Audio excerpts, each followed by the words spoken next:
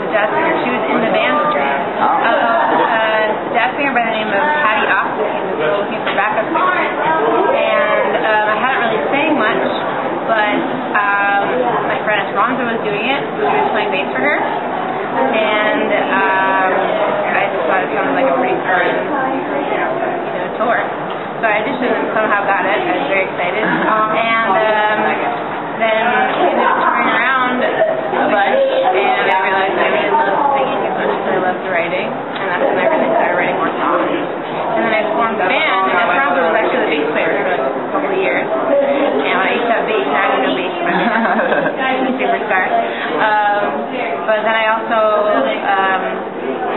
after I kind of, I don't know if I would say graduated, after school I went back home to New York City and moved to Brooklyn and started playing around as much as possible.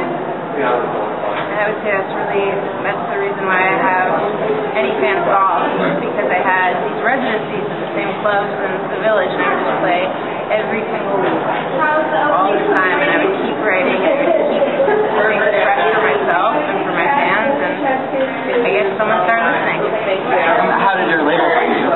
They just came to one of our shows. Yeah? Yeah, and at the Rockwood Music Hall. They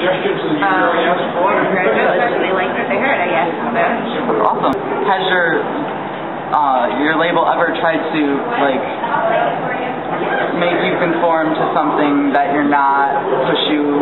Of course, well, everyone always has many opinions about what you should be doing, but that's not just a label, that's, your mom and your dad and your friends, and anyone that's giving you lots of money to try to build a career is going to have an opinion. Yeah. But it's just whether or not you agree with it, and you have to keep centering yourself and keep your friends really close and keep your influences, your idols really close, and keep listening to things you think are really cool until you maintain your vision of what you want to be doing. At the end of the day, you can always say, no, I don't like that. Are you comfortable where you are now as an artist? Would you like to, get a larger fan base, or do you like having, a small, close group of fans? Well, that's an interesting question. I don't really know. Anyone else that appreciates my music, I appreciate them. But I don't really do this. You don't do this unless you really have to and you love doing it. So the process of writing a song and sitting. I play in the subway every day just to be a better guitar player in Brooklyn, and I do it every day. My friends know that, and I go on the bus. And I don't do that, so that I can get a bigger following. I said so that I can play the guitar better and write a better song.